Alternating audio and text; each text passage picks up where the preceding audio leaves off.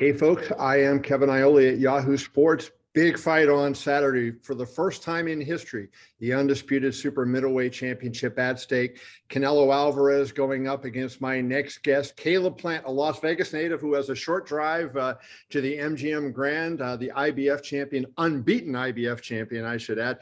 Caleb, 48 hours roughly away. What's the feeling like?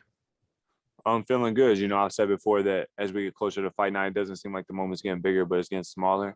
And I'm relaxed. My energy is good. And just waiting for Saturday night.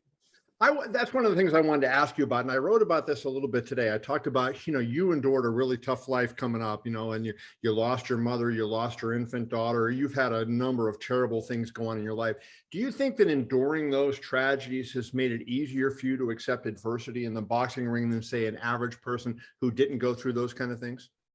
Probably so. I mean, just, having to strip myself down and rebuild myself back up after certain things that have happened. Eventually you do that so many times, you feel indestructible. And yourself, I mean, down to your bone marrow, yourself and you know what you're capable of.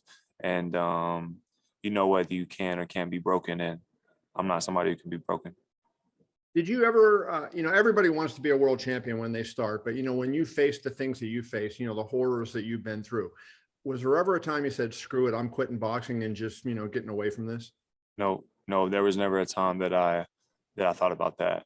I knew that if I quit, that it would be like that forever. I knew that my life would be tough forever. I'd have to find some job and, stay in the small city that I was in. But I knew that if I kept at it, that, one day I would be in this position. And I knew that if I just kept my head down and kept working, no matter what, I was going to put myself in this position. You're in the position because you hold a world championship, but also because I think, you have a self-belief that not a lot of other fighters have.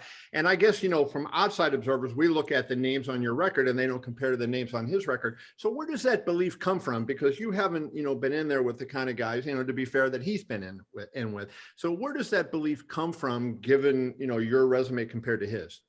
Well, I mean, there's been a lot of guys in my position, a guy who hasn't had a bit, the name on his record, and they step up and they fight the guy and they say the same thing about them that they're saying about me now, right? And then they step up, but they beat them and they become that guy. So you haven't faced any, for all fighters, you haven't faced anybody till you face somebody, right?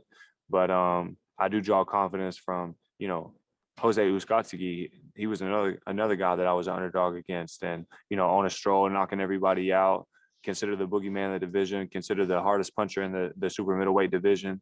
And, I stepped up after a year layoff, coming off a broke hand and no tune-up fight. We gave him a tune-up fight to make sure that we could hold our spot. And I came in after a year layoff, and you see what I did to Jose Uzcategui. And, so odds are just odds. And, as far as resumes go, again, every other big fighter has been in my position. They don't have the big name on the record. They step up and they fight a big name and they beat them and they become the man. So when you fought Uzcategui, you drop him twice, I think second and fourth round. How did that, your offer, you're going into that fight, as you just referenced, he had a tune-up fight, so he had been kind of back. When you put him on the ground and you're not known as a guy that's a huge puncher, what did that do for your confidence? And did that validate you at that moment? Okay, everything I thought about myself, I know is true now. I mean, just as you said, everything I thought about myself is true. And, people can say what they want, whether I hit hard or don't hit hard. Most everybody hits hard at this weight class. So, how many times has Jose Uzcategui been dropped in his career? So go ask him if I hit hard. Mm-hmm. I wonder, Canelo has been known, especially as he's moved up in weight, as a guy, he kind of works on your body, gets that distance, and then, he'll move up to the head. His body attack has been withering, look what he did to Yildirim, Billy Joe Saunders. How do you deal with a guy that goes to the body as hard and as often as he does? I mean, the only way I could do worse than Yildirim is if my feet were glued to the floor and my hands were glued to my face and I stood there and looked at him, because that's basically about what he did, right? So, I don't want to be compared to Yildirim. I know my skill, I know my capabilities. So, as far as me being compared to Yildirim, I mean, that's just completely absurd. Honestly, he couldn't even beat Darrell. So, yeah, I wasn't comparing to you. I was just talking about yeah. Canelo had done. When you get into the fight, in the middle of the fight, I mean, do you feel like, Canelo has proven over time, we've seen him against Golovkin and making adjustments in between rounds, even during rounds. Do you feel like that's something that you have the ability to do if things aren't going your way, that you'll be able to adjust on the go? Absolutely. Absolutely. If it's one thing that people are giving me credit for, it's my skill set and my boxing IQ. And to have those, to have those two things on my side, I mean, you got to be able to make adjustments. And just because some fighters can win fights when everything's going smooth, but some fighters don't know how to win a tough fight or to get through a tough moment. But in the fourth round against Jose Uzcategui, in a fight that I was supposed to lose and get knocked out in, I caught a nasty headbutt and got my eye cut open.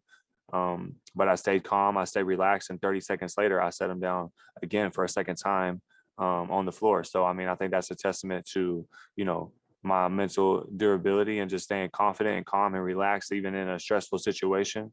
And, so I've proven that I can do that. Let's wrap it with this. Not only are you fighting a guy that's considered the pound for pound best in the world, a lot of people consider his trainer the best trainer in the world. So I wonder if your entire team kind of has that us against the world attitude. You're going in where, do you feel like not only yourself feels like you have something to prove, but your father and Justin and everybody else does as well? No, we don't feel like it's us against the world. It's us against Canelo Alvarez, and it's the best out of 12 rounds. That's what it is. And there's no need to make it any bigger or any more complicated than that, because anything other than that is just unfactual. So Saturday night, the bell rings. We know what we got to do. We know what the game plan is. And now it's just up to me to go in there and do it. Caleb Plant, Saturday night on pay-per-view versus Canelo Alvarez. You can check that out. Super middleweight championship. Caleb, good luck, brother. Thank you.